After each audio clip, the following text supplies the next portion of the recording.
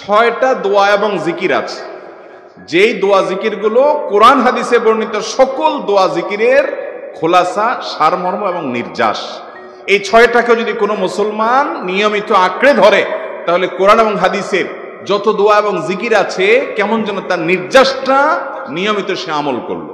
বলবো সেগুলা। এই 6টা দোয়া এবং জিকিরের মধ্যে সর্বপ্রথম হলো নবী করিম সাল্লাল্লাহু আলাইহি সাল্লামের প্রতি দুরূদ প্রেরণ করা।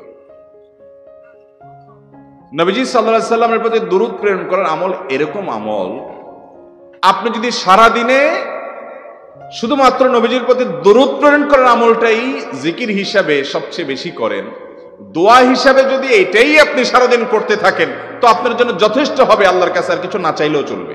দুরূদ মানে হলো নবীজির জন্য দোয়া করা। ভাই, আল্লাহ তার হাবিবকে রহম করবেন, আপনার আমার দোয়ার দিকে আল্লাহর তাকানোর কোনো ঠেকা আছে? নবীজি কি আমাদের দোয়ার কোনো মুখাপেক্ষী? কিন্তু আমরা তার জন্য দোয়া করলে ওই চান্সে আল্লাহ তাআলা আমাদের প্রতি অনুগ্রহ করবেন। একবার না, আপনি নবীজির প্রতি একবার রহমতের দোয়া করবেন, একবার দুরূদ পাঠ করবেন।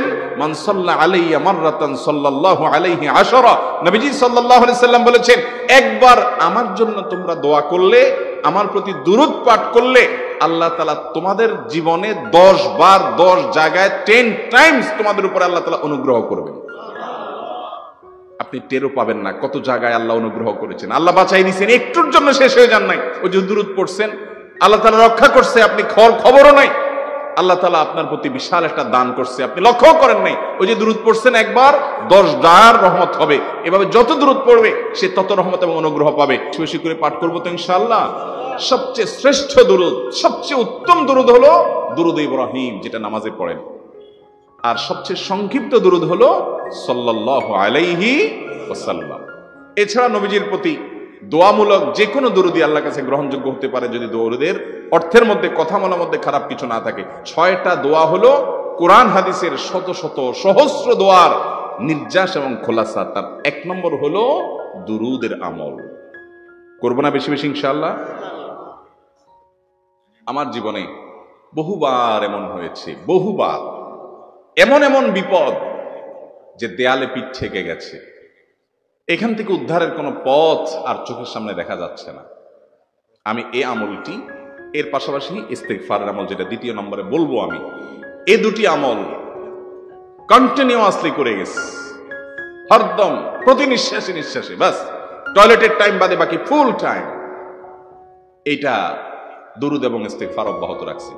আল্লাহ তাআলা এমন ভাবে অলৌকিক ভাবে উদ্ধার করেছেন যে আমার কল্পনায়ও আসে না যে এখান থেকে এইভাবে হেল্প হতে পারে। ভাইরা আমার অভিজ্ঞতার 2 পয়সার কোনো মূল্য নাই। আমার অভিজ্ঞতা কি আসলো না আসলো এটাতে কিছু আসে যায় নাই। রহমাতুল লিল আলামিন আল্লাহর রাসূল, আল্লাহর নবী ওয়াদা করেছেন যে আপনার পেরেশানি দূর হবেই হবে ইনশাআল্লাহ।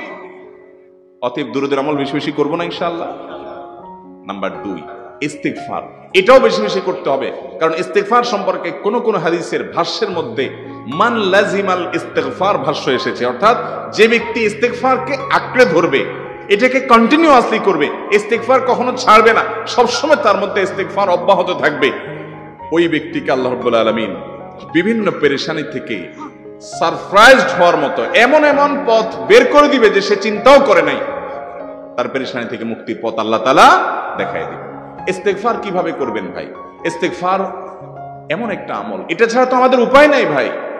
ইস্তেগফার আমাদের দুনিয়ার পেরেশানি দূর করবে, আখিরাতের পেরেশানি দূর করবে। রুটি রুজি নাই, চাকরি নাই, ইনকাম নাই, ব্যবসা খারাপ যাচ্ছে, পেরেশানি হচ্ছে, ইস্তেগফার ধরো, কি হবে? 1 নম্বর লাভ হলো আল্লাহ মাফ করে দিবেন গুনাহ। ইউরসিলিস সামা আলাইকুম মিদরারা, যাতে ফসল ভালো হয়, রিজিক ভালো হয়, সেই ব্যবস্থা আল্লাহ করবেন। ওয়ায়ুমদিদুকুম বিআমওয়ালিন ওয়া বানিন, ছেলে মেয়ে হয় না অথবা ভালো ছেলে মেয়ে নাই, আল্লাহ তাআলা নেক সন্তান দিয়ে তোমাকে শক্তিশালী করবেন, সম্পদ দিয়ে শক্তিশালী করবেন। ওয়াজআল লাকুম জান্নাতি ওয়াজআল লাকুম আনহারা, আল্লাহ তাআলা প্রসবন দিবেন, ফসল দিবেন, বরকত দিবেন রুজিতে। কিসের মাধ্যমে? ইস্তেগফার দেন। ভাইরা আমার, ইস্তেগফার সকল সমস্যার সমাধান। ইস্তেগফারের ভিতরে সবচেয়ে শ্রেষ্ঠ ইস্তেগফার হলো সাইয়্যিদুল ইস্তেগফার। সাইয়্যিদুল ইস্তেগফারটা যদি মুখস্থ না পারেন, অন্তত লিখিত ভার্সনটা পড়েন, সাইয়্যিদুল ইস্তিগফারের যে অর্থ, এটার যে মর্ম বড় হৃদয়গ্রাহী ভাই, বড় মর্মস্পর্শী।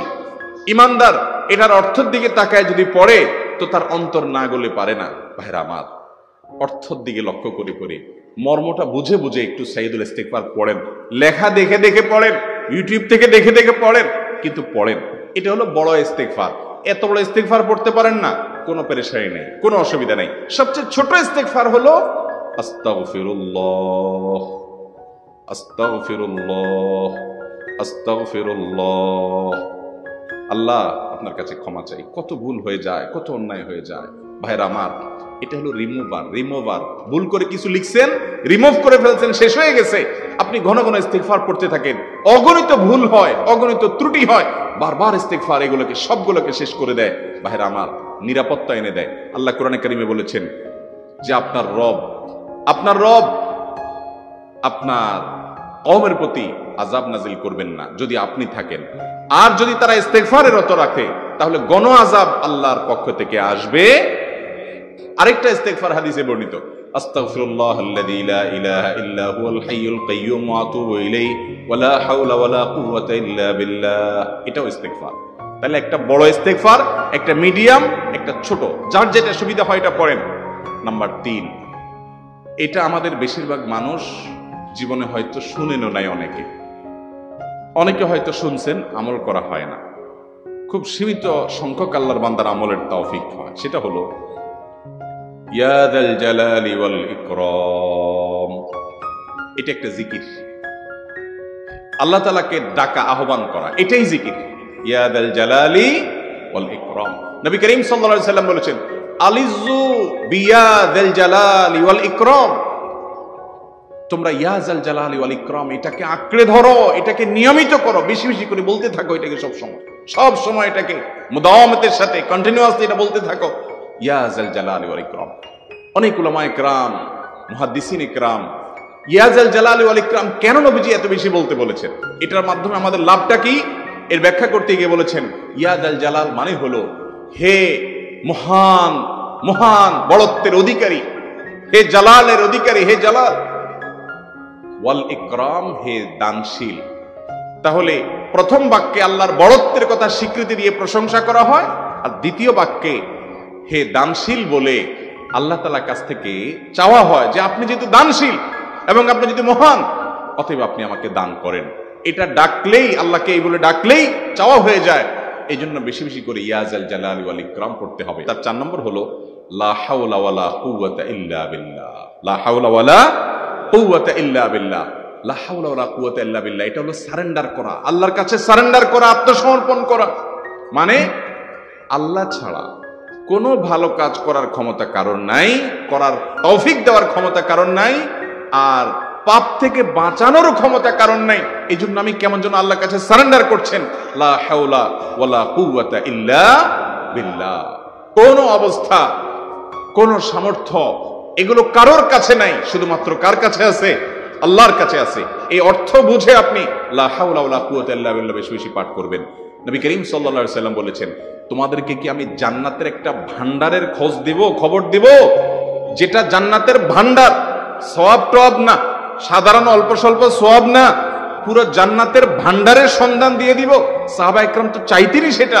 নবীজি সাল্লাল্লাহু আলাইহি সাল্লাম তখন বলেছেন যে লা হাওলা ওয়ালা কুওয়াতা ইল্লা বিল্লাহ, এটা হলো কানজুম মিন কুনুজিল জান্নাহ, জান্নাতের ভান্ডার সমূহের মধ্যে থেকে একটা বড় ভান্ডার হলো লা হাওলা ওয়ালা কুওয়াতা ইল্লা বিল্লাহ। অতএব এই আমলটাও বেশি বেশি করবেন। 4 নম্বর আমল হয়ে গেল। 5 নম্বর আমল হলো দোয়া ইউনুস। দোয়া ইউনুস জানা আছে তো? লা ইলাহা ইল্লা আনতা সুবহানাকা ইন্নী কুনতু মিনাজ জালিমিন। ভাইরা আমার, অর্থের দিকে তাকায়া মাঝে মধ্যে মোবাইল টোবাইল সব ফালায় রেখে একটু আল্লাহর সাথে কথা বলবেন, আল্লাহর সাথে একটু কানেক্টেড হওয়ার চেষ্টা করবেন, আল্লাহর সাথে একটু সংযুক্ত হওয়ার চেষ্টা করবেন। ডিসকানেক্টেড তো পুরো লাইফটা কাটাই দিলেন, একটু কানেক্টেড হওয়ার চেষ্টা করেন। প্রতিদিন কিছু সময় বসে একটু জিকির করেন, চলতে ফিরতে একটু আল্লাহকে সময় দেন। আপনি উপকৃত হবেন, আপনার কল্ব জিন্দা হবে, আমলনামা সওয়াবে পরিপূর্ণ হবে।